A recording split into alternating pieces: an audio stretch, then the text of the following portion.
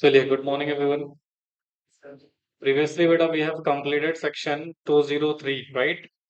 केएमपीस के बारे में हमने एक सिचुएशन डिस्कस कर लिया था। देखो, आज मे बी हमारा बोर्ड ऑफ डायरेक्टर चैप्टर खत्म हो जाएगा और आज हमें डिस्कस करना है रेम्यूनरेशन ऑफ मैनेजरियल पर्सन। देखो जी, इसमें बेसिकली दो सेक्शन के कवरेज है, सेक्शन 197 और 198। 198 बेटा प्रॉफिट के कैलकुलेशन की बात करता है, 197 बेसिकली बात करता है मैनेजरियल रेम्यूनरेशन की। अब मैनेजर रेमुनेशन क्या है, इसके बारे में सिचुएशन अंडरस्टैंड करेंगे। ठीक है, तो देखो ध्यान से, सबसे पहले बात आती है sir, what is the meaning of remuneration.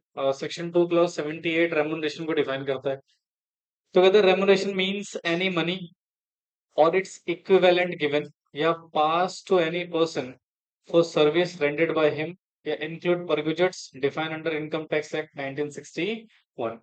यानी कि इसमें क्या बोल रहा है जी, परक्विजिट्स सॉरी, जो रेमुनरेशन है इसका मतलब है कोई भी मनी या इसके इक्विवेलेंट गिवन या pass to any person from service rendered by him, मतलब जो भी सर्विस वगैरह उसने रेंडेड प्रोवाइड करी है हमें, उस सर्विस के बदले हम उसे कुछ पेमेंट कर रहे हैं, उसके इक्विवेलेंट में कुछ दे रहे हैं। ठीक है, तो उसको हम बेसिकली क्या बोलेंगे बच्चा, रेमुनरेशन। क्या बोलेंगे? रेमुनरेशन, कोई सा भी मॉनेटरी पेमेंट। ठीक है, अच्छा ये इंक्लूड करता है किसको? परक्विजिट्स को, जो कि इनकम टैक्स में डिफाइन करे गए हैं। परक्विजिट्स मतलब एक तरह से एक्स्ट्रा बेनिफिट्स होते हैं जो हम कंपनी के एम्प्लॉयज वगैरह को पे करते हैं, उसको भी हम मैनेजर रेमुनरेशन का क्या मानेंगे? बेसिक पार्ट मानेंगे। In simple term, remuneration in any type of commissions that an individual or employee received as a payment for service rendered to organization, मतलब जो भी सर्विस आपने ऑर्गेनाइजेशन को प्रोवाइड करी, उसके बदले आपको जो पेमेंट रिसीव हो रहा है कमीशंस के फॉर्म में या एनी अदर फॉर्म में, उसको हम रेमुनरेशन बोलते हैं। क्या बोलते हैं बेटा? रेमुनरेशन। ठीक है, देखो तो कहते हैं though the term of manager remuneration is not defined anywhere in the companies act 2013। Manager remuneration कहीं पे डिफाइन नहीं है कंपनीज एक्ट में। The term interchangeably with remuneration to the manager person. ठीक है, in general parlance manager remuneration means remuneration paid to the company, sorry paid by the company to KMPs. KMPs हमने पढ़ लिया already. की manager person में generally कौन कौन आता है बेटा? Managing director, whole time director, manager, CEO, CFO, company secretary. ठीक है, तो ये कह रहा भैया जो मैनेजर रेमुनरेशन है वो बेसिकली हम पे कर रहे हैं किसको? केएमपीस को या फिर एनी अदर डायरेक्टर्स को। Section 197 of the act provide provision relating to overall maximum managerial remuneration payable by public company to managerial person payable by it in case of adequate या इनएडुकेट प्रॉफिट सिचुएशंस। ठीक है, मतलब देखो कि दिन से situation क्या है सर यहाँ पे। ये जो सेक्शन है बेसिकली किसके ऊपर एप्लीकेबल है? पब्लिक कंपनीज के ऊपर एप्लीकेबल। पब्लिक कंपनी बेटा एमआर पे कर रही है किसको? अपने केएमपीस को या फिर अदर डायरेक्टर्स को। किसको पे कर रही है बेटा एमआर? केएमपीएस को या अदर डायरेक्टर्स को। अब सुनो, इसके ना दो स्पेसिफिकेशन है, या तो तुम्हारे पास पैसा है, प्रॉपर प्रॉपर प्रॉफिट्स आपके पास अवेलेबल है, या तो आपके पास पैसा नहीं है। दो ही तो सिचुएशन हो सकती है। एक सेकंड, हेलो, क्या करना है?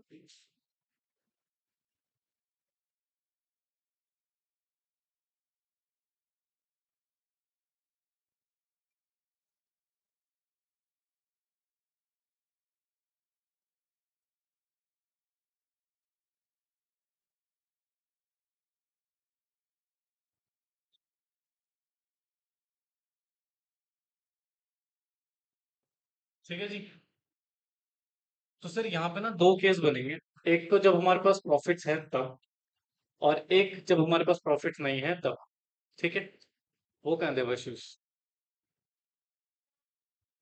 दुल्हन है, शादी में जा रहे हैं।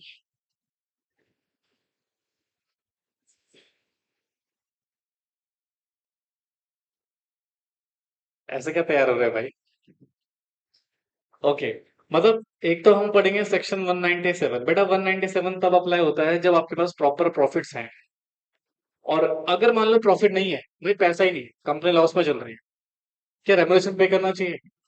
भाई काम तो करा है ना, सर्विस तो दी है ना आपको डायरेक्टर्स ने के एमपीज ने। वो अलग बात है, आपका प्रॉफिट्स नहीं हो, आपका बिजनेस नहीं चल रहा है, लॉस में चल रहा है, वो उनकी क्या प्रॉब्लम है? उस केस में अगर कंपनी देना चाहे तो दे सकती है, बट उसके लिए आपको शेड्यूल 5 फॉलो करना पड़ेगा। ठीक है, तो मैं क्या कर रहा हूँ, ध्यान सुनना। अगर प्रॉफिट है तो सेक्शन 197 के हिसाब से क्या कर देना, मैनेजरियल रेमुनरेशन पे कर देना। अगर प्रॉफिट नहीं है तो सेक्शन 197 ही रिकमेंड करता है कि आप किसको फॉलो करके दे दो, शेड्यूल 5 को फॉलो करके आप मैनेजरियल रेमुनरेशन पे कर सकते हैं। Getting my point? देखो यहाँ पर इसमें एक चार्ट बना भी है मैनेजरियल रेमुनरेशन का। सबसे पहला सेक्शन 197। 197 में आपके करीब करीब 17 subsection will going to understand. कितने सबसेक्शन है इसमें? 17 सबसेक्शन है। उसके बाद हम पढ़ेंगे शेड्यूल 5। अब शेड्यूल 5 में देखो कितने केस हैं। पार्ट सेकंड का case number 1, in case of profit. Profit है तो रेफर कहाँ हो जाएगा बेटा, सेक्शन 197 में। ठीक है, in case of no profit या इनएडुकेट प्रॉफिट, प्रॉफिट है या तो नहीं है, या तो है बट कम है, पर्याप्त नहीं है। ठीक है, दूसरा special circumstances in case of nil और इन एनी एडुकेट प्रॉफिट्स। फिर कहते हैं परगुजर्स नॉट मैनेजर रेमुनेशन और remuneration payable to KMP in two companies. अब यहाँ पर बेसिक सिचुएशन क्या आ रही है, ये शेड्यूल 5 जो है ना, इसके डिफरेंट डिफरेंट केसेस हमें यहाँ पे डिस्कस करने हैं। ठीक है, बड़ा लेंथी सेक्शन है, थोड़ा मेजर समय इसी में लगेगा। बाकी तो जो छोटे मोटे सेक्शन है वो तो 5-5 मिनट के सेक्शन से बेटा वो खत्म हो जाएंगे जल्दी से। तो देखिए, सबसे पहला आता है हमारे पास overall manager maximum manager remuneration under section 197 subsection 1। तो सेक्शन 197 सबसेक्शन 1 क्या कहता है बच्चे, ध्यान से सुनिएगा। कहते हैं section 197 subsection 1 of companies act lay down the provision of overall maximum managerial remuneration. कहते हैं total managerial remuneration payable by public company its directors को, including managing director, whole-time director or manager in respect of any financial year not exceeding 11% of net profit that the company for the financial year computed in matter laid down under section 198 of Companies Act 2013, except remuneration to director shall not be deducted from the gross profits। अब जरा सुनो बच्चों ध्यान से क्या situation है। Section 197 subsection 1 हमसे क्या कह रहा है? सेक्शन 197 सबसेक्शन 1 हमसे क्या कह रहा है, ध्यान से सुनिएगा प्लीज। कहते हैं सर पब्लिक कंपनी, कौन सी कंपनी जी, मैनेजरियल रेमुनरेशन किसको पे कर रही है पहले तो मुझे बताओ। तो डायरेक्टर्स को। किसको? अच्छा, डायरेक्टर में इंक्लूड कौन कौन है? एमडी, होल टाइम डायरेक्टर और मैनेजर। भाई एमडी और मैनेजर में से तो कोई एक ही होगा। याद है ना 196? 196 क्या बोलता है, इन दोनों में से किसी एक को ही अपॉइंट करना है, दोनों एक टाइम पे अपॉइंट नहीं हो सकते। ठीक है, अच्छा सुनो, कंपनी जो है पब्लिक कंपनी वो पे कर रही है एमआर। एमआर मतलब मैनेजरियल रेमुनरेशन कितना दे सकती है सर? सो मैक्सिमम जो लिमिट है, मैक्सिमम लिमिट है वो क्या है, 11% ऑफ नेट प्रॉफिट का। यानी कि जो आपका करंट फाइनेंशियल ईयर का नेट प्रॉफिट है उसका 11% आप दे सकते हो, इससे ज्यादा नेट प्रॉफिट मैनेजर रेमुनरेशन आप पे नहीं कर सकते हो। अच्छा सुनो, एक और चीज क्या बोल रहे हैं यहाँ पर, इंपॉर्टेंट चीज है कि सर जो एमआर है ना, not deduct from gross profit से नहीं दोगे जी। यानी कि ग्रॉस प्रॉफिट से क्या नहीं करोगे बेटा, एमआर पे नहीं करोगे। अगर आपको एमआर पे करना है तो किससे पे करो, नेट प्रॉफिट से। अच्छा sir, what is the net profits? तो नेट प्रॉफिट की एक प्रॉपर कैलकुलेशन यहाँ पे होगी और ये आपको निकालना है एज पर सेक्शन 198 के हिसाब से। किसके हिसाब से? सेक्शन 198 के हिसाब से। तो सुनो ध्यान से क्या सिचुएशन आता है। अच्छा, यहाँ पर क्या कंपनी सेक्रेटरी कवर हो रहा है? नहीं सर, कंपनी सेक्रेटरी कवर नहीं है सेक्शन 197 में। सीईओ कवर हो रहा है? नहीं। सीएफओ कवर हो रहा है? नो। यहाँ पर बेसिकली किसको कवर किया गया है, डायरेक्टर्स को और मैनेजिंग डायरेक्टर को, फुल टाइम डायरेक्टर को और मैनेजर को कवर करा है भाई साहब। यानी कि सेक्शन 196 में जो पर्सन अपॉइंट करेगा बेसिकली आप उसको यहाँ पर पे कर रहे हो, इंक्लूडिंग योर डायरेक्टर्स। यानी कि कंपनी सेक्रेटरी को अलग से सैलरी पे करते हो, मैनेजर एमर्जन पे नहीं कर सकते। समझ में आई बात? लिखना है रहा है।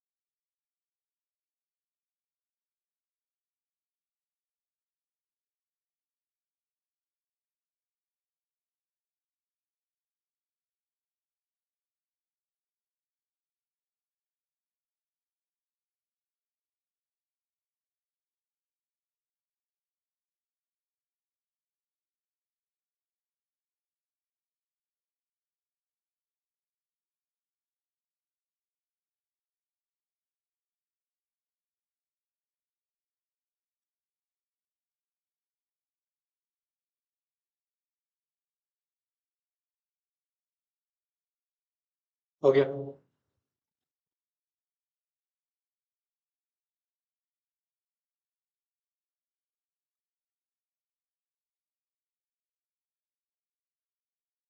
डन बच्चों,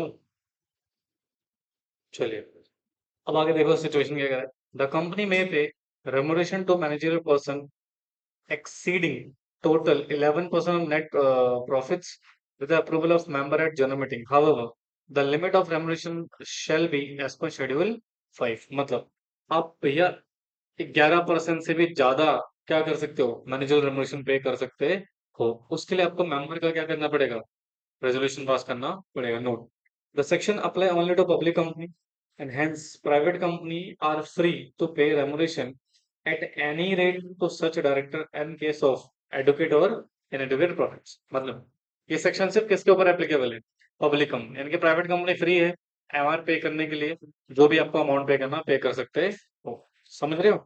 देखो क्या लिखा, remuneration in excess of section 197 first provision of this particular section क्या बोलता है देखिए।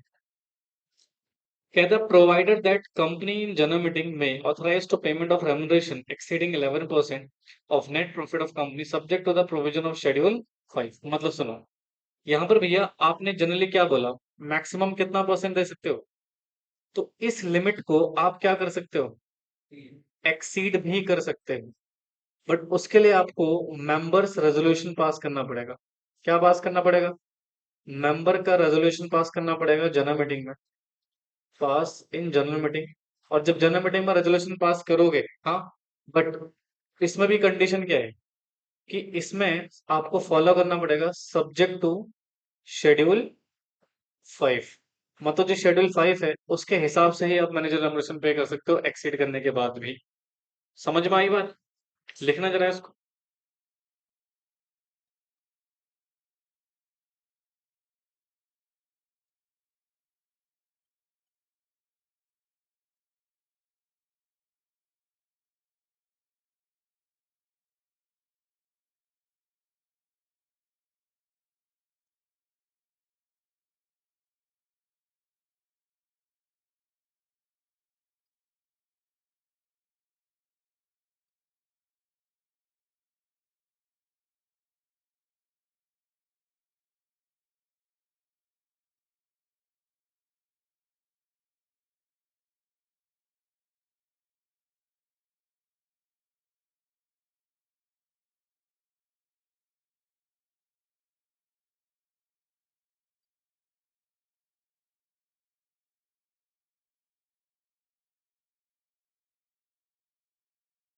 डन। देखिए, तो ये तो हो गया सर, एक तरह से ओवरऑल हमें लिमिट पता लग गई कितनी है, 11%। ठीक है, उससे ज्यादा नहीं दे सकते हो। अब उससे ज्यादा देना तो मेंबर रेजोल्यूशन पास करना पड़ेगा, जनरल मीटिंग का अप्रूवल लेना पड़ेगा। बट उसमें भी सब्जेक्ट तो क्या है, शेड्यूल 5 के कंडीशन के हिसाब से मैनेजर रेजोल्यूशन पे कर सकते हो। ठीक है, अब आगे देखो क्या लिखा हुआ है, individual limit for each director in second provision of section 197 subsection 1। अब यहाँ पर इंडिविजुअल की बात आती है, देखिए provided further that except with the approval of general meeting by special resolution. आपने स्पेशल रेजोल्यूशन पास कर लिया, ठीक है सर। कहते हैं remuneration payable to any one managing director और होल टाइम डायरेक्टर और manager shall not exceed 5% of net profit of company, and if there is more than one such director, remuneration shall not be exceed कितना बेटा, 10% of the net profits to all such director and manager taken together। मतलब यहाँ पे क्या situation है बताऊंगा आपको मैं। अगला देखो क्या लिखा हुआ है, the remuneration payable to director who neither managing director और whole time director shall not be exceed कितना बेटा, 1% of net profit of company if there is managing director whole time director, और 3% of in any other case. अभी क्या situation है, इधर देखना ध्यान से।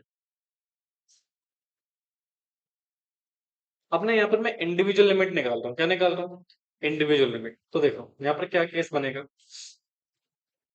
पब्लिक कंपनी है, कौन सी कंपनी है बच्चों, पब्लिक कंपनी। दो एरो निकालते हैं सर, यहाँ पे company having MD whole time director या फिर मैनेजर। ठीक है, पहला ये हो गया केस नंबर 1। फिर आ गया केस नंबर 2। कहते हैं company not having MD, whole time director और मैनेजर। ठीक है, ओवरऑल लिमिट कितनी है हमारी? 11%। हाँ, अब यहाँ पर कंपनी एमडी है, होल टाइम डायरेक्टर है, मैनेजर है। ठीक है सर, यहाँ पे दो सिचुएशन लेके चलेंगे, ध्यान से सुनना प्लीज। कंपनी में ओनली वन एमडी, क्या है? ओनली वन एमडी, मतलब one MD, whole time director या मैनेजर, या फिर मोर देन क्या है बेटा? One MD, whole time director या फिर मैनेजर। ठीक है, अब सुनो, कह रहे हैं सर अगर यहाँ पर वन एमडी है, एक एमडी है, तो MD, whole time director, managing director को कितना मैनेजर नॉमिनेशन पे करोगे? मैक्सिमम 5%। कितना? 5%। इनको पे करोगे कितना? 5% पे करोगे। इंडिविजुअल लिमिट बता रहा हूँ ना, क्या बता रहा हूँ? Individual limit 5% each such director. अच्छा, और इसमें से 1% आप पे करोगे किसको? या एक काम करो, इसको मैं उसी सिचुएशन में, ठीक है, और अगर एक से ज्यादा है तो मैक्सिमम कितना दे सकते हो? 10% ईच सच डायरेक्टर। ठीक है, यानी कि अगर एक एमडी है तो कितना? 5%। अगर एमडी एक से ज्यादा है, मतलब दो है बेसिकली, तो कितना? मैक्सिमम 10%, उससे ज्यादा नहीं दे सकते हो। और इस केस में 1% एमआर आप किसको पे करोगे? Other directors. किसको पे करोगे? अदर डायरेक्टर्स, मतलब अदर डायरेक्टर कौन? जो एमडी, होल टाइम डायरेक्टर या मैनेजिंग डायरेक्टर नहीं है। तो क्या टोटल एक तरीके से 11% हो जाएगा आपका? बोलो जी। अगर सुनो, अगर सिंगल एमडी है तो मैक्सिमम कितना? 5%। ठीक है, और अगर एमडी एक से ज्यादा है तो मैक्सिमम कितना? 10%। और जो बाकी के other than MD whole time directors होंगे उनको कितना? 1% मैक्सिमम इस केस में दे सकते हो। अच्छा, अब इधर देखो, क्या इस केस में कंपनी में कोई एमडी वगैरह है क्या? नहीं, तो यहाँ पर मैक्सिमम 3% आप एमआर पे करोगे किसको? अदर डायरेक्टर्स को। समझ में आया? हाँ जी। तो दो केस हैं, या तो कंपनी में एमडी है या तो कंपनी में एमडी नहीं है। अगर कंपनी में एमडी है तो हो सकता है एमडी एक से ज्यादा हो। देखो दोबारा इसको रीड करो, आपको बेटरली समझ में आएगा, इधर ध्यान से देखिएगा please. Look at this very carefully. अब सुनो ध्यान से। कहते हैं sir individual limit for each director. यहाँ पर क्या बोल रहा है? Individual limit for each director, second proviso of section 197 subsection 2। कहते हैं provided further that except with the approval of company general meeting by special resolution. SR pass करवा लेना अगर एक्सीड कर रहे हो लिमिट को तो। फिर कहते हैं देखो, कहते हैं remuneration payable to any one MD, क्या लिखा हुआ है? एनी वन एमडी या होल्ड, भाई तीनों में से कोई एक ही होगा। समझ में आ रही बात? या तो एमडी अपॉइंट कर लो या मैनेजर कर लो। इन दोनों के ऑप्शन में किसको हायर करना पड़ता था? होल टाइम डायरेक्टर्स को। तीनों एक टाइम पे अपॉइंट नहीं होते थे, इफ यू रिमेम्बर। ठीक है, तो या तो सिर्फ एक एमडी, या तो एक होल टाइम डायरेक्टर है, या तो एक होल टाइम क्या है? मैनेजर। क्या लिखा हुआ है? शेल नॉट एक्सीड कितना? 5% of net profit of company, मतलब 5% से ज्यादा का रेम्युनरेशन इसको पे नहीं होगा। मतलब एक एमडी है तो मैक्सिमम कितना? 5%। And if there is more than one such director, मतलब एमडी एक से ज्यादा है, दो एमडी हो गए, या दो होल टाइम डायरेक्टर हो गए, या दो मैनेजर हो गए। ठीक है, इस केस में किससे ज्यादा नहीं होगा? 10% of net profit to all such director और मैनेजर टेकन टुगेदर। समझ में आया? मतलब एक है तो 5%, दो है तो कितने maximum? 10%। Are you getting my point? बोलो बेटे। हाँ, अब आगे देखो। The remuneration payable to director who neither managing director nor whole time director shall not exceed, मतलब ना तो आप क्या हो? एमडी हो, ना तो आप होल टाइम डायरेक्टर हो, अदर डायरेक्टर हो। मैनेजर की तो बात ही नहीं आएगी यहाँ पे। उस केस में 1% दे देना नेट प्रॉफिट का। अगर कंपनी में कौन है, MD, manager, whole time director है तो 1% दे देना, अगर नहीं है तो 3% दे देना। समझ में आए? नहीं आया समझ में ना आएगा तो भैया सुनो ध्यान से। तो ये या तो whole time director, managing director होगा, या तो तो भैया एक एमडी होगा, या एक होल टाइम डायरेक्टर होगा, या एक मैनेजर होगा, तो कितना परसेंट दे देना? 5%। ठीक है। और अगर एक से ज्यादा है तो कितना दे देना? अच्छा, तो और इन दोनों ही केस में अदर डायरेक्टर को सिर्फ कितना मिलेगा? 1% मिलेगा नेट प्रॉफिट का। Are you getting my point? अच्छा, अगर कंपनी में MD, whole time director, manager है ही नहीं, तो मैक्सिमम अदर पर्सन को कितना मिलेगा? मतलब इंडिविजुअल लिमिट बता रहा हूं मैं आपका। समझ में आ रही बात? लिखो जो।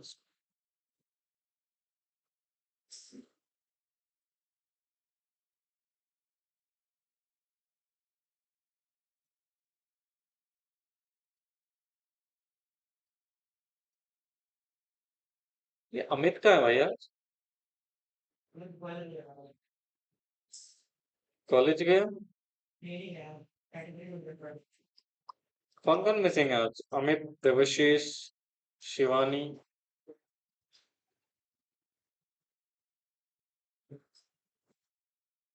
तुझे लास्ट क्लास में समझाया था, समझ में नहीं आया? कहाँ गया था?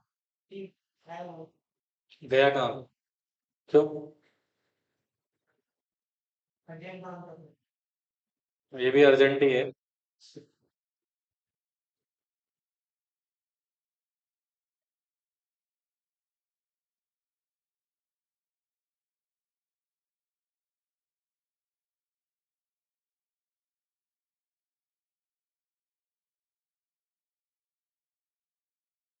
अच्छा, यहाँ पे सीएस को क्यों नहीं कवर करा?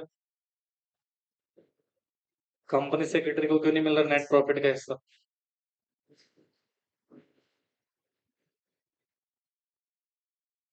हम्म। तो अलग से तो डायरेक्टर को भी दे सकते थे।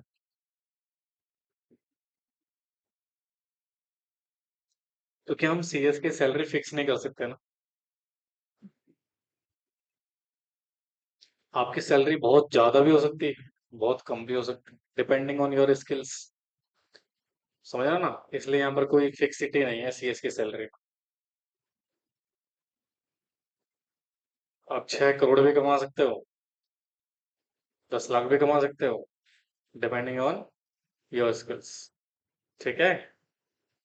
और कंपनी सेक्रेटरी को इसीलिए मैनेजर रेमुनेशन की लिमिट में काउंट नहीं किया गया।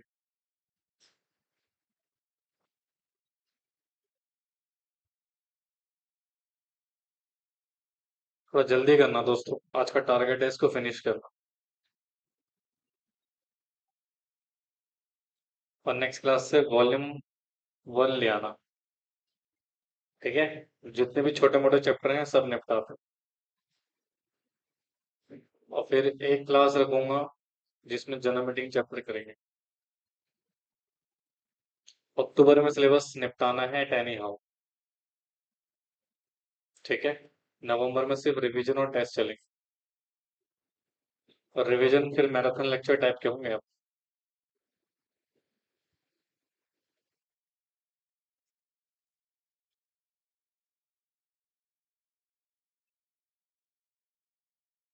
हो गए। तो छुट्टी नहीं मिलेगी आपको कोई सी, ना दिवाली पे, ना छठ पूजा पे, ना किसी चीज पे। याद रखना इस चीज को। ठीक है। ये लिखा आप लोगों ने? हाँ। जो टाइम वालों को वो दिक्कत नहीं है, तुम जाओ भाई, आराम से एंजॉय करो जी। ना ना ना, उनका तो मैं टिकट काट दूंगा अगर उनकी टिकट कटी तो। इधर देखो ध्यान से। Person entitle for remuneration, maximum remuneration in a financial year. और इफ रेमुनरेशन एक्सीड होता है तो मैक्सिमम रेमुनरेशन इन फाइनेंशियल कितना होगा? ये एक बेसिक शेड्यूल है। इसको हम आगे चल के डिस्कस करेंगे, वैसे बड़ा पढ़ा चुका हूँ। ओवरऑल कितना है? एक एमडी को कितना मिलेगा? अगर दो है तो, अगर एमडी है तो, अदर को 1% और नहीं है तो 3%। बता चुका हूँ ऑलरेडी। हाँ जी, तो ये एक बार रीड कर लेंगे इसको, तो आगे आइए फटाफट से।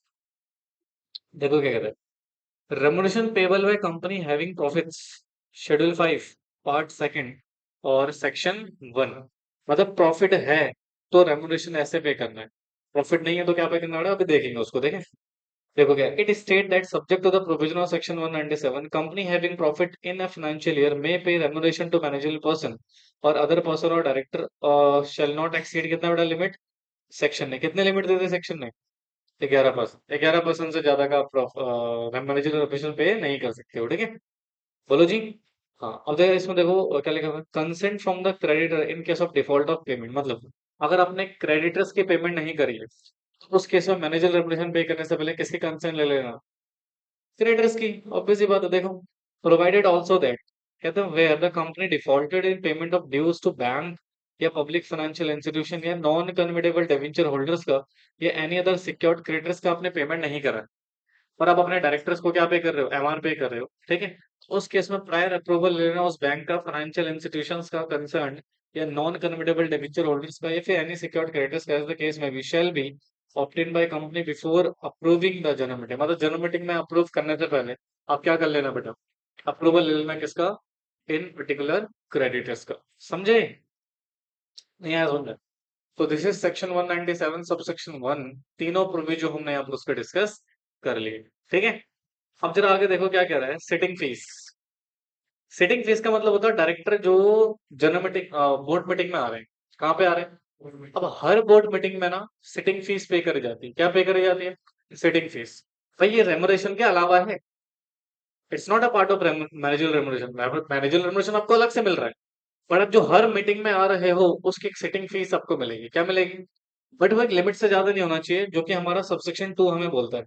तो देखो क्या लिखा है, sitting fees shall not be, कितना बेटा, include in 1% limit of the manager remuneration of section 197, obvious सी बात है, मैंने कहा ना, ये मैनेजर रेम्युनरेशन के अलावा दिया जाता है, उसका पार्ट नहीं माना जाता। तो देखो, section 197 subsection state the percentage offset the exclude the fees payable to director under subsection 5। Subsection 5 talking about setting fees. Setting fees payment of the fees of director for the company for attend the meeting of the board and committee etc. मतलब जो meeting attend कर रहे हो और उसके बदले जो आपको क्या मिल रही है, सेटिंग फीस, उस सेटिंग फीस को हम मैनेजर रेमुनरेशन का पार्ट कंसिडर नहीं करेंगे। समझ में आया? हाँ, ओके। अभी क्या होता है सेटिंग फीस, सबसेक्शन 5 में पढ़ाऊंगा। आगे देखो क्या लिखा है, remuneration in case of absence और इनएडिक्वेसी ऑफ द प्रॉफिट्स, मतलब अब सबसेक्शन 3 क्या कह रहा है कि पैसा ही नहीं है, क्या नहीं है, पैसा नहीं है तो कम है।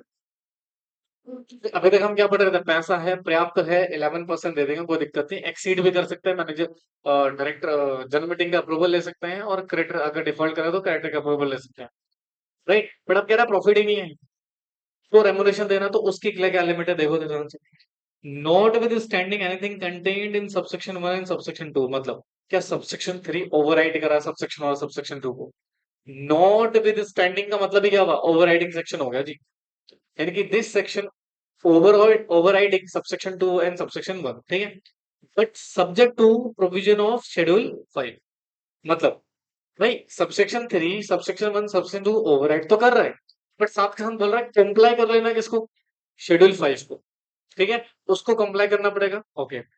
इन any financial year a company has no profits, company के पास प्रॉफिट नहीं है या प्रॉफिट है बट वो पर्याप्त नहीं है, इनएडिक्वेट है, क्या है बेटा, इनएडिक्वेट है, द कंपनी शेल नॉट पे to its director, including managing director and whole-time director, manager, or any non-executive director, including the independent director, by way of remuneration in such exclusive the fees payable to the director under subsection 5, मतलब setting fees छोड़ के, ठीक है, here and there except the accordance with the provision of schedule 5, मतलब अगर आपके पास profit नहीं है, अगर आपके पास प्रॉफिट नहीं है या है बट कम है, तो आप अपना मैनेजर रेमुनरेशन पे नहीं कर सकते हो किसी भी डायरेक्टर को, सिंपल सी बात है।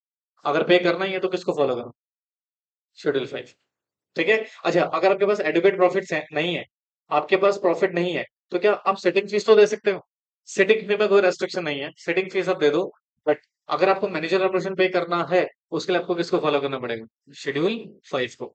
Are you getting my point? तो शेड्यूल 5 क्या कह रहा है बच्चों, देखो तो, कहते हैं रेमुनरेशन,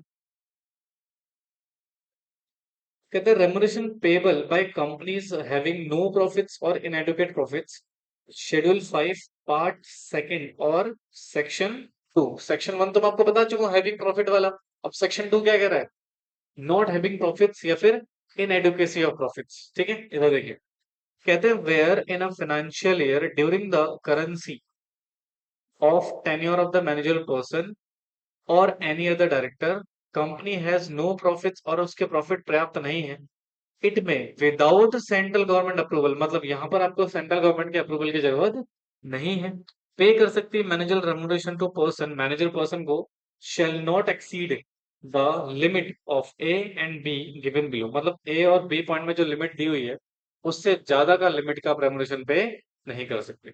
समझे? अब जरा सुनो लिमिट क्या है। तो सबसे पहले यहाँ पर एक टेबल बना हुआ है। टेबल क्या कहता है देखो, where the effective capital, company के इफेक्टिव कैपिटल अगर इतनी है तो limit of yearly remuneration payable shall not exceed in in case of a managerial person, एक इंडिविजुअल व्यक्ति की बात हो रही है, limit of yearly remuneration payable shall not exceed to any other director, मतलब यहाँ पर तो मैनेजर पर्सन की बात कर रहे हैं, मैनेजर पर्सन में कौन आ गया आपका, एमडी, होल टाइम डायरेक्टर और मैनेजर्स आ गए। ठीक है, और इसमें अदर डायरेक्टर आ गए। तो सुनो, अगर आपकी इफेक्टिव कैपिटल कम है, लेस देन है किससे, 5 करोड़ से। इफेक्टिव कैपिटल क्या होता है अभी हम समझ लेंगे, पहले आप समझो ध्यान से। अगर आपकी इफेक्टिव कैपिटल क्या है बेटा, 5 करोड़ से कम है, तो आप ईच डायरेक्टर को, सॉरी ईच केएमपीस को कितना दे सकते हो, 60 लाख रुपए। यानी कि MD, whole time director, manager को कितना पे कर सकते हो, 60 लाख रुपए, और अदर डायरेक्टर्स को कितना दे सकते हो, 12 लाख। 12 लाख से ज्यादा नहीं दे सकते हो भैया, और ये बिना सेंट्रल गवर्नमेंट के अप्रूवल के हैं। मतलब यहाँ पर आपको सेंट्रल गवर्नमेंट के अप्रूवल के लेने की जरूरत नहीं है। सेक्शन 2 में, किसमें बेटा, सेक्शन 2 में, जहां पे आपके प्रॉफिट्स तो नहीं है, आप फिर भी क्या पे कर रहे हो, मैनेजर रेमुनरेशन पे कर रहे हो, पे कर सकते हो, कोई दिक्कत नहीं है। किससे ज्यादा नहीं दे सकते, 60 लाख रुपए से ज्यादा नहीं दे सकते। किसको, मैनेजरियल पर्सन को, केएमपी को जनरली। केएमपी में सिर्फ कौन से वाले person, MD, whole time director और मैनेजर्स को। ठीक है, नहीं आ रहा समझ में। और अदर डायरेक्टर को कितना दे सकते हो, 12 लाख। ठीक है। अच्छा, बट अफेक्टिव कैपिटल 5 करोड़ से ज्यादा है, बट 100 करोड़ से कम है। इफेक्टिव कैपिटल क्या है बेटा, हमारी 5 करोड़ से ज्यादा है, बट 100 करोड़ से कम है, तो कितना, पर केएमपी कितना, 84 लाख, 84 लाख, और अदर डायरेक्टर को कितना, 17 लाख। ठीक है। अच्छा, अगर मान लो 100 करोड़ से ज्यादा इफेक्टिव कैपिटल है बट 250 करोड़ से कम है, उस केस में कितना, 120 लाख का आप क्या दे सकते हो, एनी के एमपीस को, और 24 लाख का किसको, अदर डायरेक्टर्स को, इससे ज्यादा नहीं। अच्छा, ये ना इंडिविजुअल लिमिट, मतलब पर पर्सन की लिमिट है, किसकी है, हाँ जी बोलिए।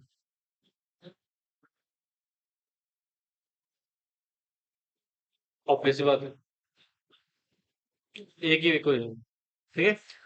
अच्छा, अगर इफेक्टिव कैपिटल 250 करोड़ से ज्यादा है, 250 करोड़ या उससे ज्यादा है, तो उस केस में क्या है ना, 120 लाख में जोड़ देना कितना बेटा, 0.01% ऑफ किसका, इफेक्टिव कैपिटल का, इन एक्सेस ऑफ 250 करोड़। क्या है इसका मतलब, देखो, मान लो आपकी इफेक्टिव कैपिटल है 300 करोड़, कितनी, 300 करोड़। अब मुझे मान लो इसमें रेमुनेशन निकालना है, तो मैं इस केस में निकालूंगा, एक तो मैं 120 लाख ले लूंगा पहले, तो कितना ले लूंगा, और इसमें जोड़ दूंगा कितना, 0.01%।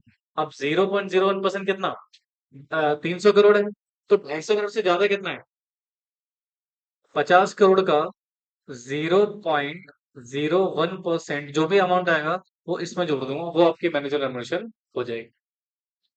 नहीं समझे? दोबारा देखो, आपकी इफेक्टिव कैपिटल कितनी है, 300 करोड़। हाँ, भैया 120 लाख तो देना ही देना है। हाँ, इसमें आप जोड़ सकते हो कितना, 0.01% किसका, 250 करोड़ से, 250 करोड़ से ज्यादा की अमाउंट जो है। अब 250 इसमें कितना है, दो हिस्से हो गए ना, एक हो गया 250 करोड़, और उसका ऊपर एक्सिस कितना बचा, तो 50 करोड़ का आपको कितना निकालना है, 0.01%। समझे? सेम यहाँ पर 24 लाख देना है, इसमें जोड़ देना 0.01% किसका, 50 करोड़ का। समझ में आया? यानी कि जो 250 करोड़ से ऊपर का अमाउंट रहेगा ना, उसका 0.01% देना है आपको। समझ में आया? कितनी लिमिट हो गई? अगर 5 करोड़ से कम है तो कितना है, 60 लाख, और अदर डायरेक्टर को 12 लाख। ठीक है। अगर 5 करोड़ से ज्यादा है बट 100 करोड़ से क्या है, कम है, क्या, इफेक्टिव कैपिटल। ठीक है, तो फिर उसमें कितना, 84 लाख केएमपीएस को, मैनेजर पर्सन को, और बाकी 17 लाख अदर डायरेक्टर्स को। ठीक है, बोलो जी। ठीक है। और अगर बेटा 100 करोड़ से ज्यादा है बट 250 करोड़ से क्या है, कम है, 250 करोड़ से कम मतलब 250 करोड़ नहीं होना चाहिए, 250 करोड़ से कम ही होना चाहिए।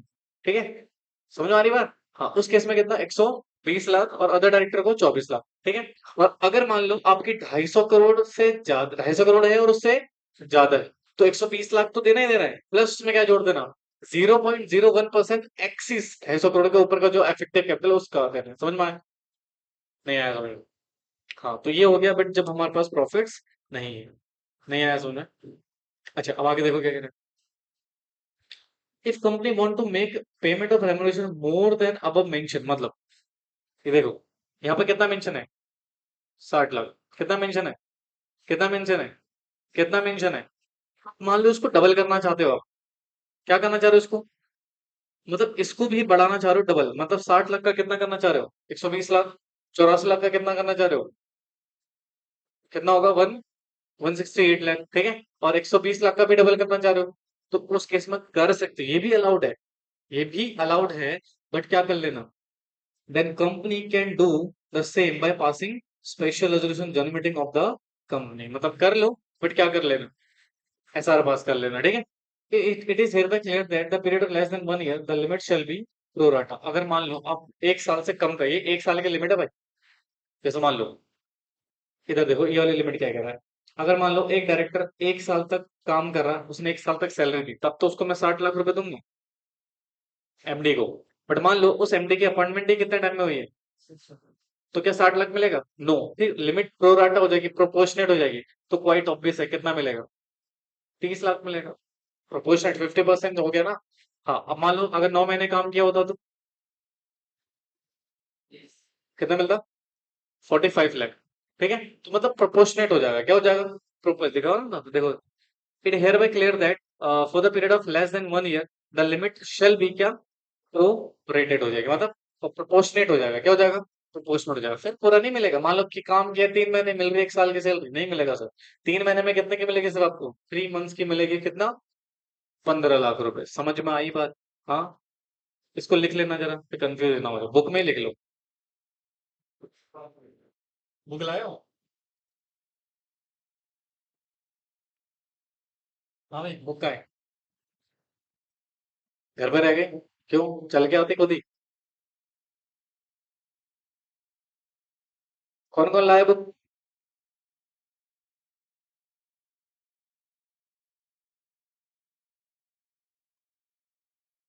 कईयों को तो मिली ही नहीं है, तो मिली नहीं है ना।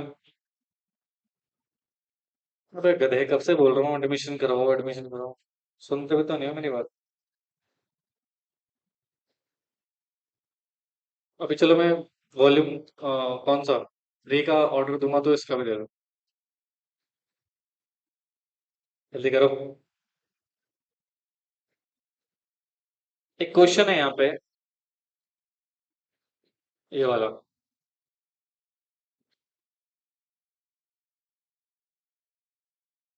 निकालना जरा इसको। अच्छा, वैसे सॉल्व ही कर रखा है ये, मतलब देख लेना इसको, ठीक है।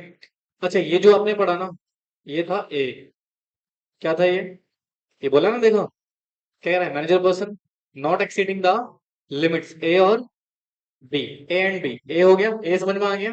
अब बी देखो क्या कह रहा है, in case of manager person और other director who functioning in a professional capacity, मतलब आप किस में काम कर रहे हो, प्रोफेशनल कैपेसिटी में काम भी कर रहे हो, मतलब आप एमडी तो हो, आप डायरेक्टर तो हो, साथ ही साथ क्या हो, प्रोफेशनल कैपेसिटी में भी काम कर रहे हो।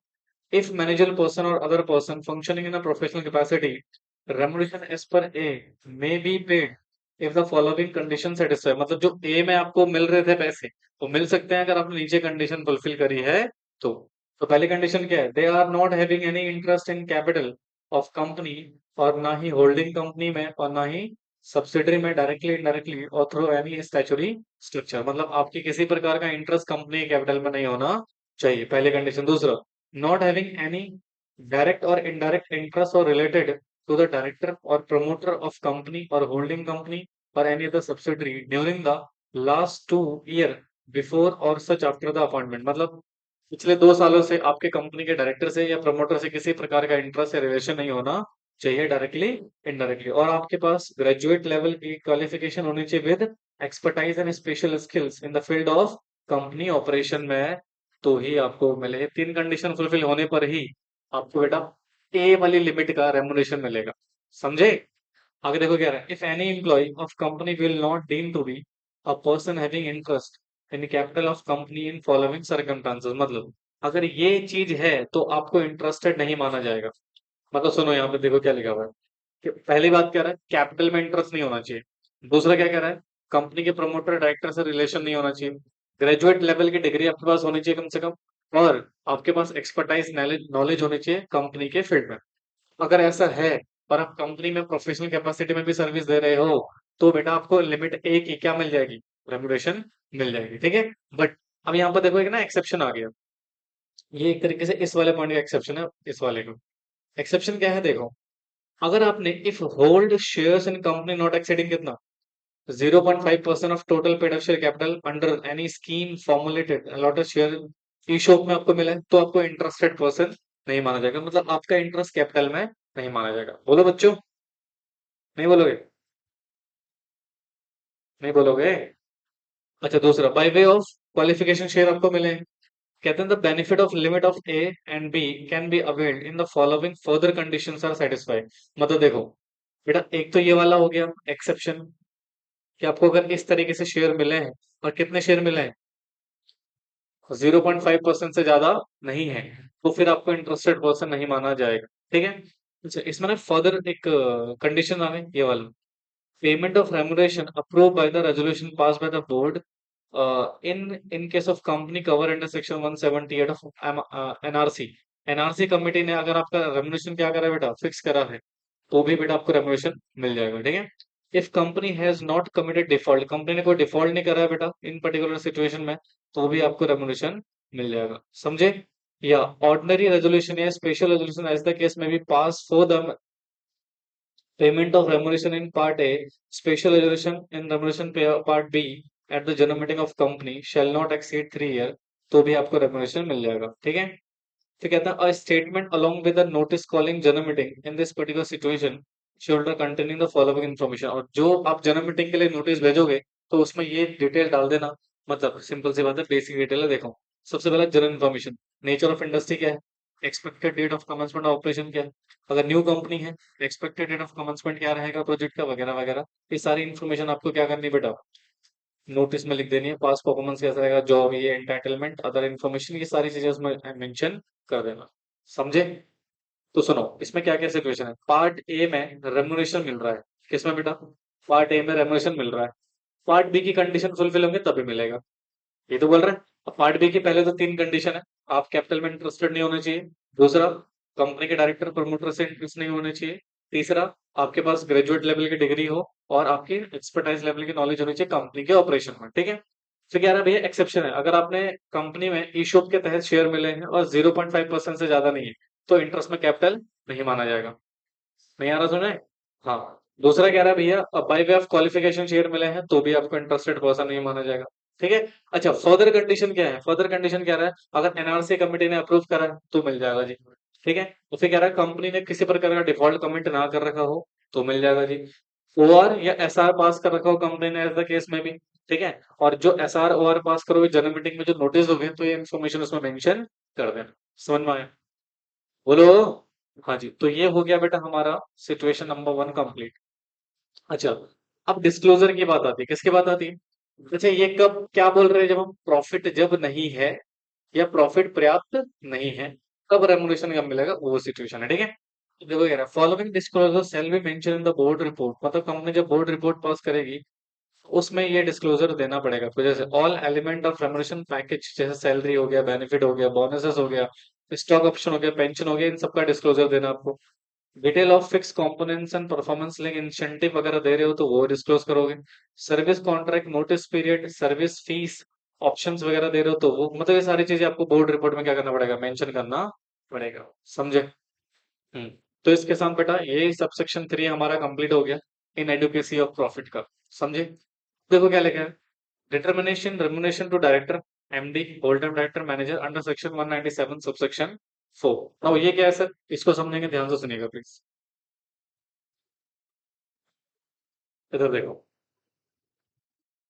कहते हैं the remuneration payable to director of company including managing director, whole time director या manager shall be determined in accordance with the subject to provision of this section either by articles of company। मतलब इस condition इस section को तो follow करना ही, but उसको determine कर सकते हो कहाँ पे, आर्टिकल्स ऑफ एसोसिएशन में, या फिर रेजोल्यूशन पास करके, या if the article so require the special resolution pass by the company general meeting and remuneration payable to director determined observed shall be inclusion of the remuneration payable to him in service rendered by in other capacity। मतलब subsection 4 बेटा हमसे कह रहा है कि कैसे determine करेंगे manager remuneration को पे करना है। तो उसके लिए आपके पास ऑप्शन है, आप सेक्शन को तो फॉलो करोगे, साथ में आप आर्टिकल से डिटरमाइन कर सकते हो। किससे डिटरमाइन कर सकते हो? आर्टिकल में लिख सकते हो, या फिर किससे पास कर सकते हो? रेजोल्यूशन से पास करके बेटा आप क्या कर सकते हो? मैनेजर रेम्युनरेशन डिटरमाइन कर सकते हो। ठीक है, बोलो जी। हाँ, एक्सेप्शन क्या है इस सेक्शन का? देखो, it is state that any remuneration for service rendered by a director other in other capacity shall not include in remuneration if the following conditions satisfy। मतलब देखो, अगर आप अदर कैपेसिटी में सर्विस दे रहे हो कंपनी में, मतलब डायरेक्टर के तौर पे तो सर्विस दे रहे हो, जैसे मान लो मैं कंपनी में डायरेक्टर हूँ, साथ में सीएस भी हूँ। अब मैं सीएस की सर्विस भी दे रहा हूँ, डायरेक्टर की सर्विस भी दे रहा हूँ। भैया डायरेक्टर सीएस की जो मैं सर्विस दे रहा हूँ ना, उसमें जो रेमुनरेशन पे करूंगा वो इसमें काउंट नहीं होगा फिर। ठीक है, तो देखो, अगर service rendered are professional nature की, अगर सर्विस कौन से नेचर की है?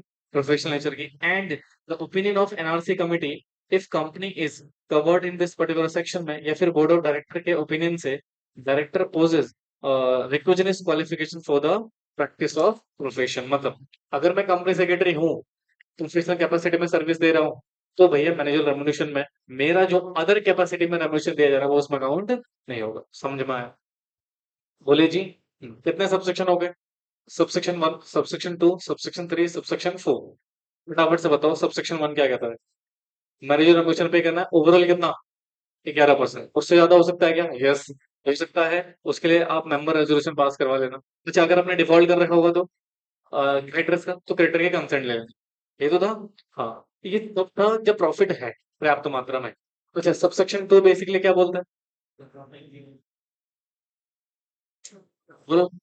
सिटिंग फीस इंक्लूड नहीं होगा किसमें? Managerial remuneration. ठीक है, ये तो बोलता है। सबसेक्शन 3 क्या बोल रहा है? अगर प्रॉफिट नहीं है या प्रॉफिट पर्याप्त नहीं है, तो शेड्यूल 5 के हिसाब से रेमुनेशन पे कर देना। उस केस में हम इफेक्टिव कैपिटल को देखेंगे। किसको देखेंगे? इफेक्टिव कैपिटल को। अगर इफेक्टिव कैपिटल 5 करोड़ है, सॉरी 5 करोड़ से कम है, तो कितना? 60 लाख मैनेजरियल पर्सन को, और अदर डायरेक्टर्स को 12 लाख।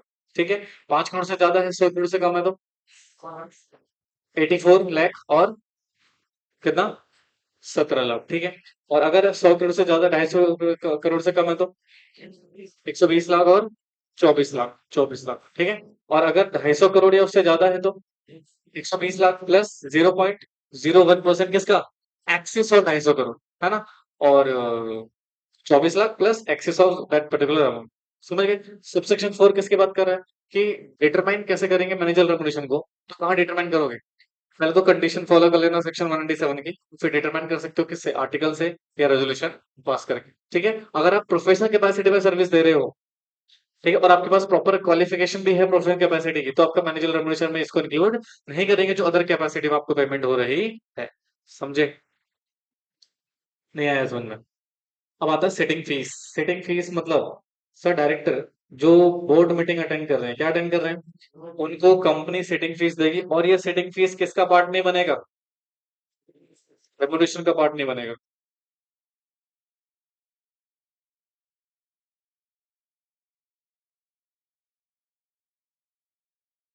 हाँ जी, देखो, कहते हैं डायरेक्टर में receive remuneration bye way of fees attending the meeting of board या फिर कमिटी देयर ऑफ, और for any other purpose whatsoever decided by the board of directors, provided that the amount of such fees shell not exceed कितना बेटा? As में be prescribe. नहीं बताएंगे prescribe क्या है? Provided further that different fees for different class of companies और fees respect of the independent director में be on such prescribe rule. यहाँ पर एक रूल पढ़ेंगे, rule 4 of company appointment and remuneration of managerial person, rule 2014 stated a company may pay sitting fees to director attending the meeting of board या फिर committee, such sum decided by the board of director। मतलब कौन decide करेगा? BOD decide करेगी there of, but ये किससे ज्यादा नहीं हो सकता बेटा? 1 लाख रुपए पर बोर्ड मीटिंग या कमेटी मीटिंग से ज्यादा नहीं होना चाहिए, मतलब एक मीटिंग का आपको कितना मैक्सिमम पैसा मिल सकता है? 1 लाख रुपए। इससे कम हो सकता है क्या? हाँ। इससे ज्यादा हो सकता है क्या? नहीं सर, 1 लाख से ज्यादा नहीं मिलेगा दोस्त, 1 लाख से कम ही रहेगा। समझ में आया? अच्छा, आगे देखो क्या लिखा हुआ, provided that independent director and women director the sitting fees shall not be less than कितना बेटा?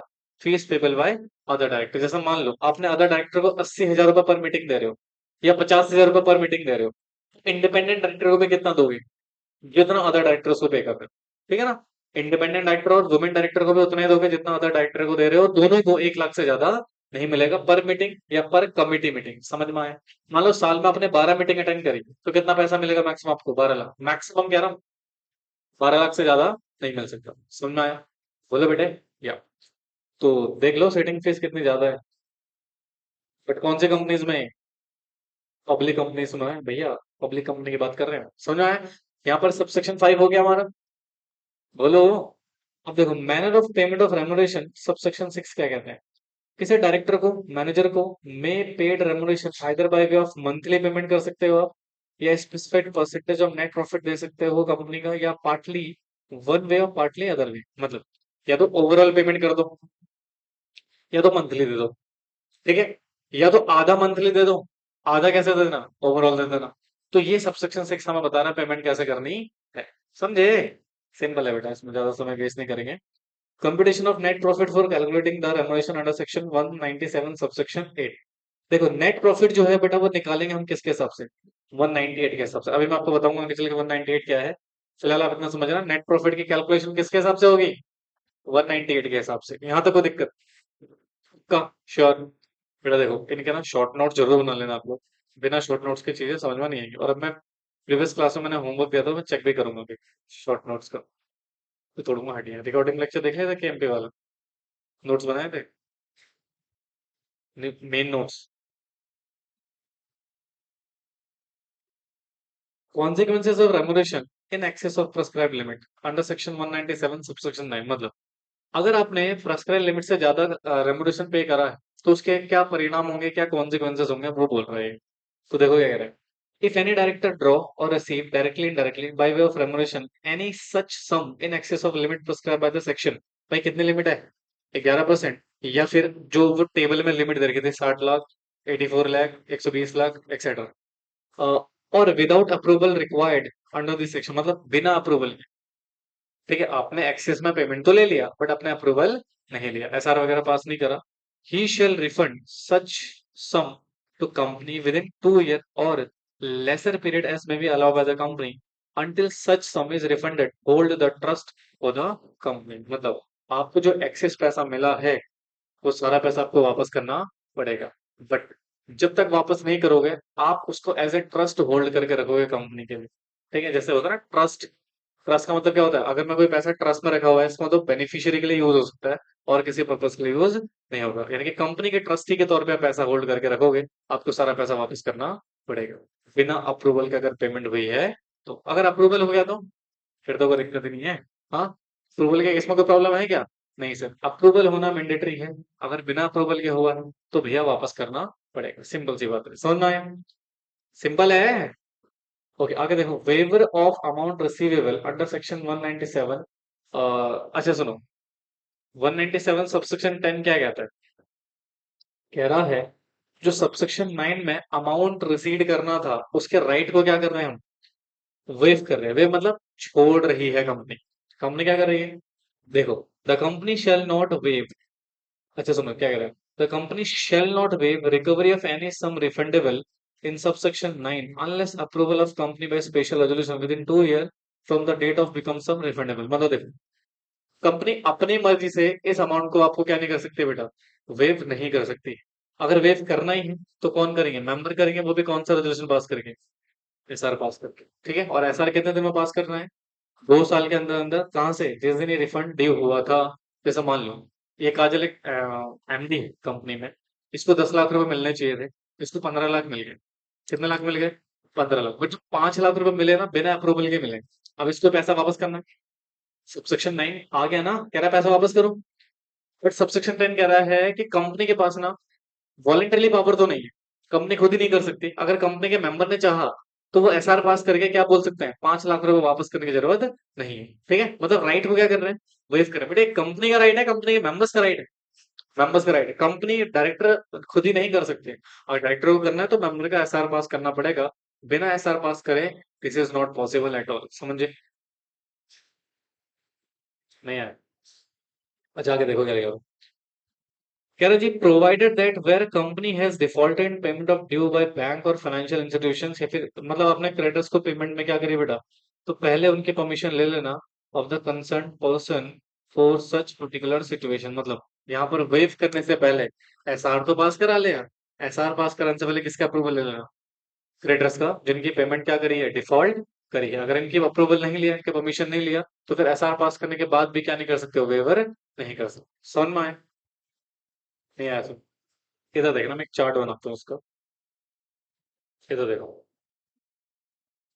सर, ये क्या कह रहा है, पब्लिक कंपनी है, कौन है जी, पब्लिक कंपनी है, और इसने एमआर पे कर दिया इन एक्सेस ऑफ लिमिट। मतलब लिमिट से ज्यादा क्या कर दिया जी आपने, एमआर पे कर दिया। ठीक, किसको, मैनेजरियल पर्सन को या अदर डायरेक्टर्स को? हाँ जी,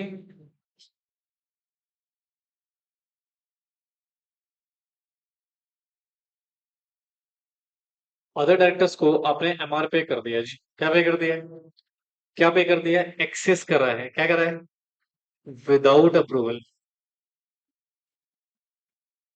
जो भी आपको अप्रूवल चाहिए थे मेंबर्स वगैरह के, वो आपने नहीं लिए, और आपने एक्सेस में पेमेंट कर दिया।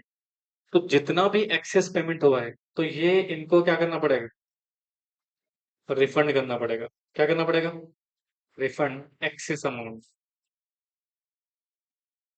ये कौन कह रहा है,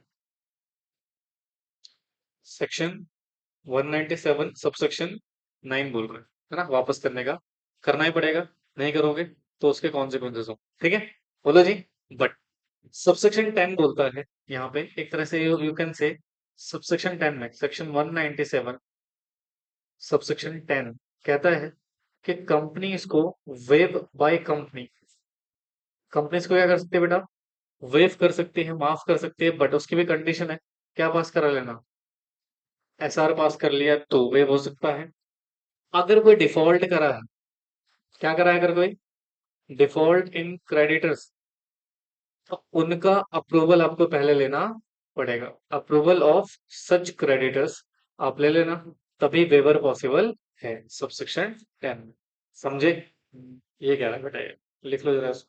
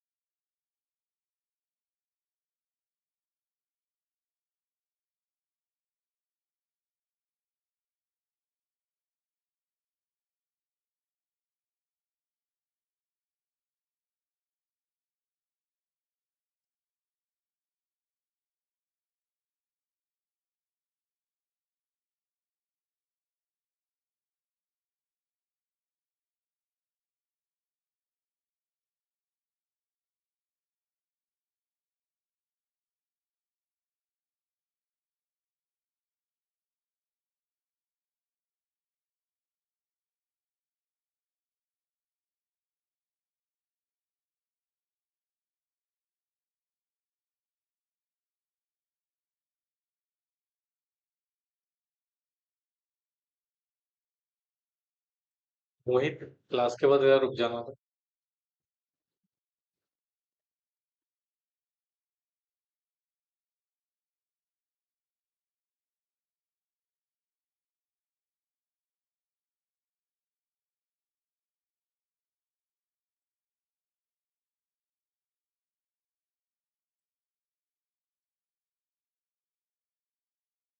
सेक्शन 197 सबसेक्शन 9 समझ में आया। सबसेक्शन 10, सबसेक्शन 9 रिफंड की बात करता है, सबसेक्शन 10 रिफंड की वेवर की बात करता है, ठीक है। बट वेवर क्या कंपनी खुद कर सकती है, फिर उसके लिए एसआर पास करना पड़ेगा। ओके, और अगर डिफॉल्ट है तो क्रेडिटर्स का अप्रूवल चाहिए। अभी चाहिए जो डिफॉल्ट है, अगर डिफॉल्ट नहीं है तो कोई जरूरत नहीं है अप्रूवल लेने की। यार ऑब्वियस सी बात है ना, तुमने क्रेडिटर को पेमेंट करी नहीं है और तुम डायरेक्टर को एक्स्ट्रा पेमेंट कर रहे हो, और वो भी वेव कर रहे हो, माफ कर रहे हो, है ना। तो ये तो बड़ी गलत बात है। जानी हुई गलत। बहुत बढ़िया जी। अब आओ नेक्स्ट पॉइंट। सबसेक्शन 11 क्या कहता है जी, देखो,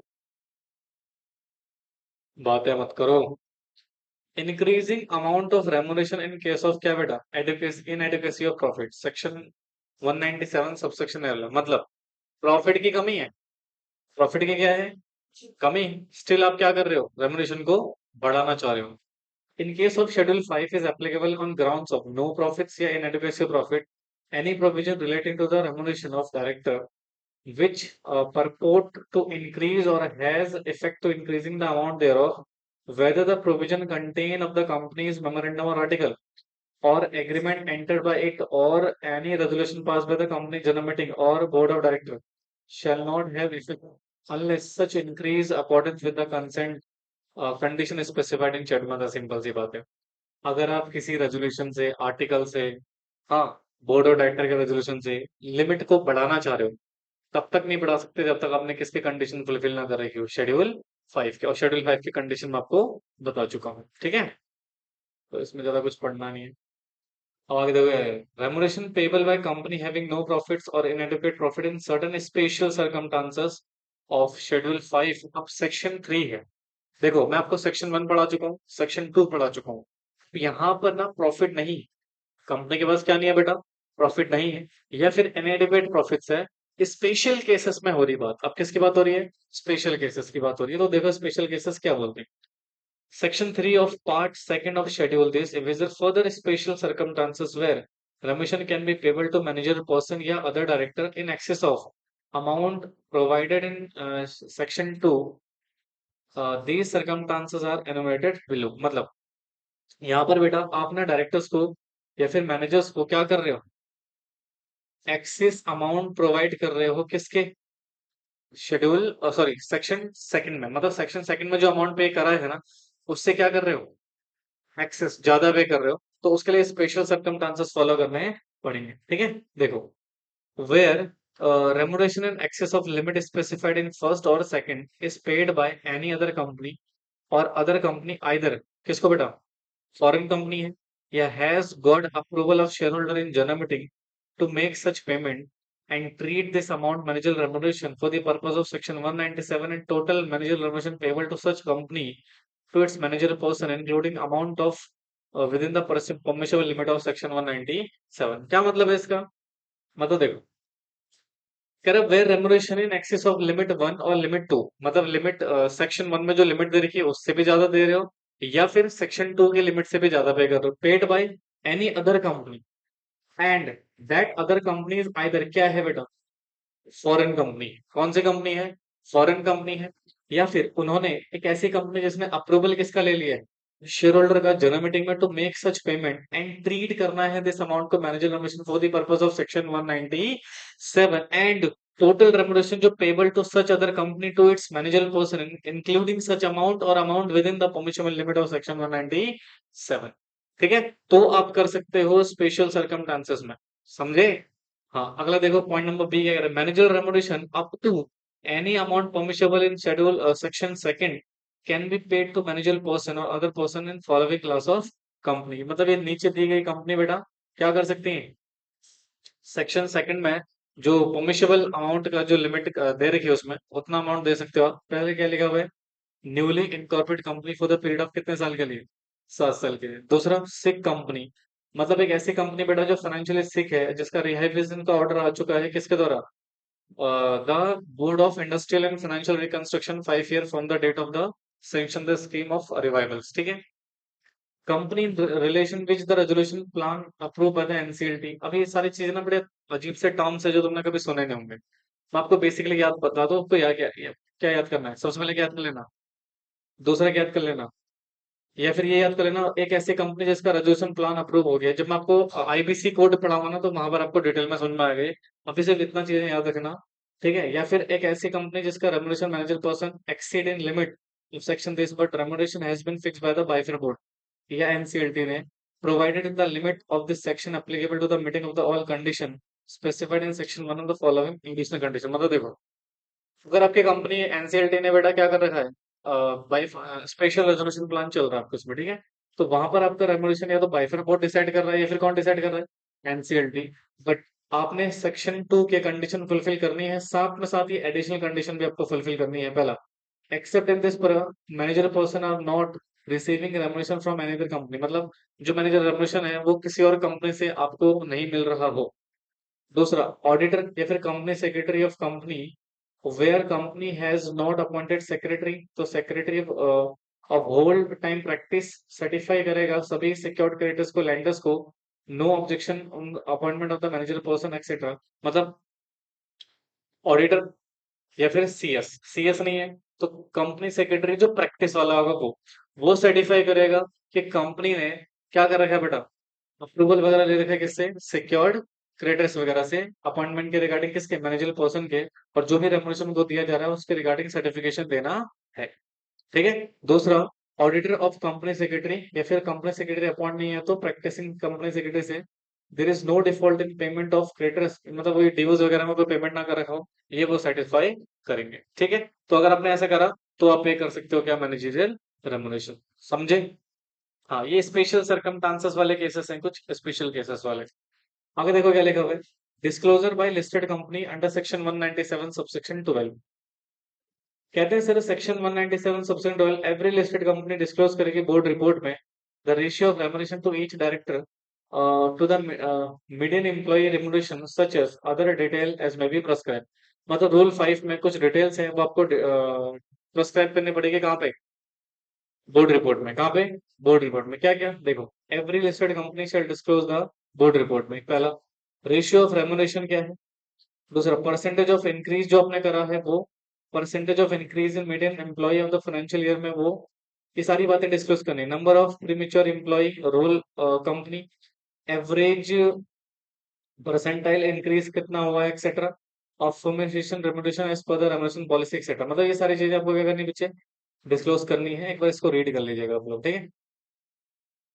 board report indicate the statement showing the top 10 employee terms and condition remuneration वगैरह जो भी, ये सारी चीजें आपको क्या करनी है, डिस्क्लोज करनी है, किसको, लिस्टेड कंपनी को। सेक्शन 3 में वो स्टेटमेंट, ये सारी चीजें आपको क्या करनी है बेटा, डिस्क्लोज करने को, रीड कर लीजिएगा इसको, ठीक है।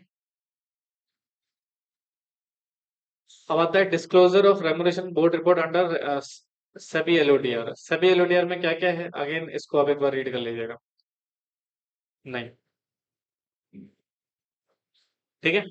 अब इधर देखो ध्यान से, क्या लिखा हुआ है, insurance premium not part of the remuneration. अब समटाइम क्या होता है ना, कंपनी इंश्योरेंस पॉलिसीज लेती है अपने एम्प्लॉयज के लिए, देखिए, where any insurance is taken by company on behalf of the managing director, whole time director, या फिर मैनेजर या चीफ एग्जीक्यूटिव ऑफिसर या चीफ फाइनेंशियल ऑफिसर या company secretary for indemnifying any of them against any liability in respect of negligence, default, misfeasance, breach of duty, trust, etc. Guilty in, मेरा एक ना insurance policy होती है Fidelity insurance. क्या होती है, फिडेलिटी इंश्योरेंस क्या होता है, जैसे मान लो knowledge venture is a company and you all are latest employ, ठीक है। तो मान लो तुम केएमपी हो भाई, तुम ही रिस्पॉन्सिबल हो कंपनी के काम के लिए। मान लो तुम्हारे कुछ नेग्लिजेंस, कुछ गलती की वजह से कंपनी का नुकसान हो गया, अब उस नुकसान की भरपाई कौन करेगा भाई, हाँ, तो उसके लिए कंपनी ने इंश्योरेंस लिया होगा कि अगर इनकी वजह से हमें नुकसान होता है तो उस केस में जो सारा का सारा लॉस है इंश्योरेंस कंपनी बिल पे, हाँ, तो सर वहां पे जो प्रीमियम पे कर रहे हो ना, देखो क्या लिखा हुआ है, such insurance shall not be treated as a part of the remuneration payable by any personal. मतलब वो जो प्रीमियम पे कर रहे हो ना, वो प्रीमियम आप किसका पार्ट नहीं मानोगे, मैनेजरियल रेमुनरेशन का पार्ट नहीं मानोगे। समझ में आया। हावेवर इधर देखो आगे क्या लिखा, इफ सच पर्सन प्रूव्ड हो जाता है गिल्टी है, premium paid by insurance shall be treated as the part of the remuneration. मतलब फॉर एग्जाम्पल, मान लो ये जो फ्रंट में बैठे हुए हैं, for example this person are KMPs, ठीक है। अब मैंने क्या करा, इंश्योरेंस ले लिया, कि अगर कल को इनकी गलती से कोई डिफॉल्ट होता है तो उसका कंपनी इंश्योरेंस कंपनी हमें डिफॉल्ट पे कर देगी। तो मान लो डिफॉल्ट हो गया, प्रीमियम तो पे करा ना। मान लो 2% गिल्टी प्रूफ हो गए, तो जो गिल्टी प्रूफ हुआ है ना, उसका मैनेजर रेमोनेशन का पार्ट क्या बन जाएगा, प्रीमियम। यानी कि आपके एमआर में से उसको हम क्या कर लेंगे, डिडक्ट कर लेंगे एक तरीके से। समझ में आया? मतलब अगर नहीं है गिल्टी तो कंपनी पे कर रही है, कोई दिक्कत नहीं, बट गिल्टी हो तो फिर वो आपका रेमोनेशन का पार्ट बन जाएगा। मतलब जब तक गिल्टी नहीं हो, एमआर का पार्ट नहीं है प्रीमियम, और अगर गिल्टी हो गया तो एमआर का पार्ट हो जाएगा प्रीमियम। समझे? चलिए आगे देखो। Receipt of any commission from company, अगर आप कोई कमीशन वगैरह पे कर रहे हो कंपनी आपको, तो देखो, subject to the provision of this section, any director who receive any commission from the company and who is managing director, whole time director of company shall not be disqualified for receiving any remuneration or commission from any holding company or subsidiary company such subject to the disclosure of the company in board report। मतलब आप पे कर अगर disqualify नहीं हो तो receive कर सकते हो, बट उसका डिस्क्लोजर कहाँ देना पड़ेगा आपको, बोर्ड रिपोर्ट में, कि कंपनी ने इनको इतना कमीशन दिया है, what ever the amount. Okay. Subsection 15 penalty क्या है? If any person make a default in complying with the provision of section 197, he shall be liable for the penalty 1 lakh रुपए। और अगर डिफॉल्ट कंपनी ने किया है तो company is liable for 5 lakh रुपए की पेनल्टी। समझे? बोलो बेटे। जी। अब आता है सर सबसेक्शन 16, कहता auditor of company shall in report of section 143 make a statement as whether remuneration paid by company to directors in accordance with the section 197 or whether remuneration paid any director in excess of this limit, the section given other prescribed detail। मतलब auditor को ना अपनी report में mention करना पड़ेगा कि section 197 के हिसाब से आपने रेमुनेशन पे करा है या नहीं करा है, या एक्सेस पे करा है तो वो भी आपको मेंशन करना पड़ेगा। समझे? तो इसके साथ बेटा सेक्शन 197 हमारा खत्म हो गया है। सेक्शन 198, एक बार इसको रीड कर लो, कुछ भी नहीं है। कैलकुलेशन ऑफ नेट प्रॉफिट की बात कर रहा है। तो let down the manner of calculation of net profit of the company in financial year for the purpose of section 197, subsection 2 specify the sum which credit shall be given in subsection 3 of the amount is given the calculated net profit। तो similarly this particular situation deducted from the, मतलब simple सी बात है, कुछ चीजें इसमें add होंगी, कुछ चीजें इसमें क्या होंगी, माइनस होंगी। प्रॉपर यही इस बेसिक सेक्शन दिया हुआ है 198 में। समझे?